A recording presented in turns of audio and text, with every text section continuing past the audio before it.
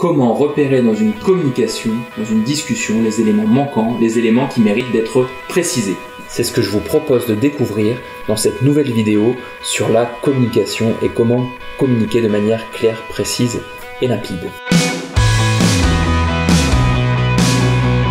Bonjour à tous, je suis Gaël, le créateur du blog Changer Aujourd'hui, et je suis ravi de vous retrouver pour cette nouvelle vidéo. Aujourd'hui, on va donc parler des omissions. Si vous avez regardé mes précédentes vidéos sur la communication, vous savez que les omissions sont la deuxième catégorie de biais de communication présentée par le métamodèle, cette grille d'analyse de la communication formalisée par des psychologues aux alentours des années 70. Alors la première catégorie d'omission, c'est ce qu'on va appeler l'omission simple. C'est lorsqu'il manque un élément, qu'il y a un terme à préciser dans la phrase. Par exemple, dans le cadre professionnel ou personnel, nous sommes d'accord ou nous ne sommes pas d'accord.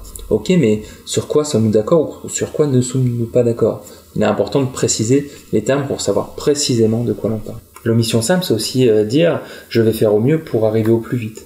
Dans cette phrase, il y a au moins deux éléments qui sont à préciser. Je vais faire au mieux, qu'est-ce que ça veut dire, et au plus vite, qu'est-ce que ça veut dire.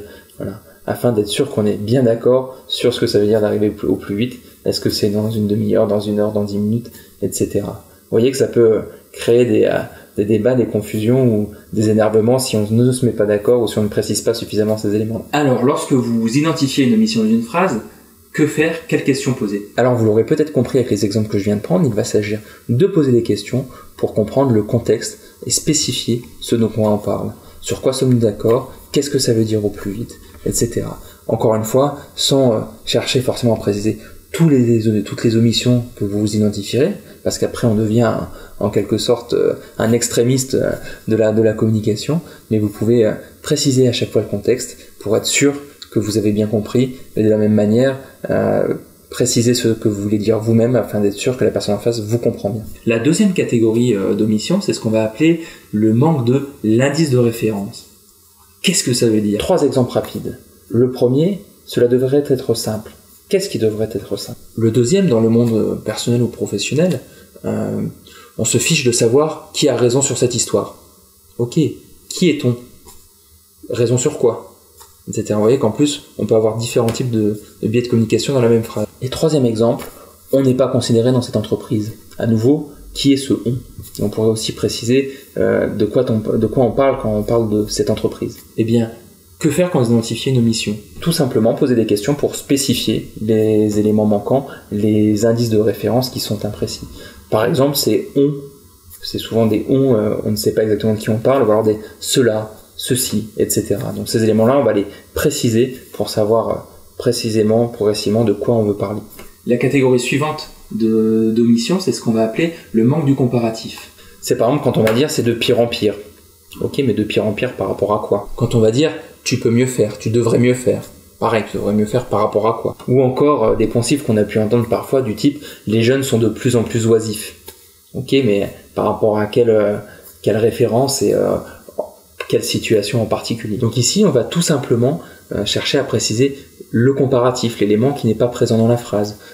Et ainsi, dans une logique quelque part d'entonnoir, arriver à préciser ce que l'on veut dire ou ce que dit la personne. Et puis, parfois, voire souvent, on peut se rendre compte que dans ce processus, eh bien, on peut se rendre compte que ce n'était peut-être pas ou ce n'est peut-être pas si pire, ou en tout cas pas pire dans toutes les dimensions, ou que les jeunes ne sont pas tant oisifs par rapport à avant, ou encore que je peux mieux faire, mais peut-être dans certaines situations uniquement, et que dans certaines situations, à l'inverse, je fais déjà mieux, etc. Parlons à présent des verbes non spécifiques.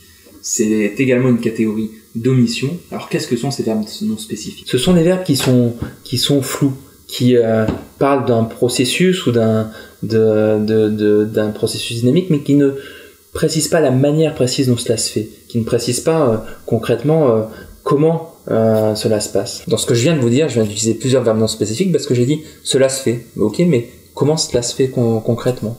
Et cela se passe également.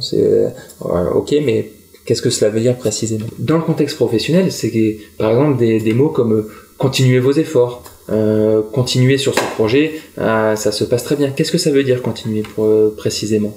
On va chercher à comprendre ce que veut dire la personne en face, ou si c'est nous qui émettons le message, ce que l'on veut dire précisément. Ces verbes non spécifiques, ils sont souvent utilisés dans des discours, notamment des discours politiques.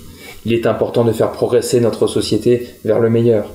Nous devons continuer nos meilleurs efforts pour permettre une société plus équitable, plus juste. Vous l'aurez compris, il s'agit donc à chaque fois, si l'on veut être sûr de comprendre ou d'être compris, de préciser ces termes-là pour préciser concrètement ce dont on parle.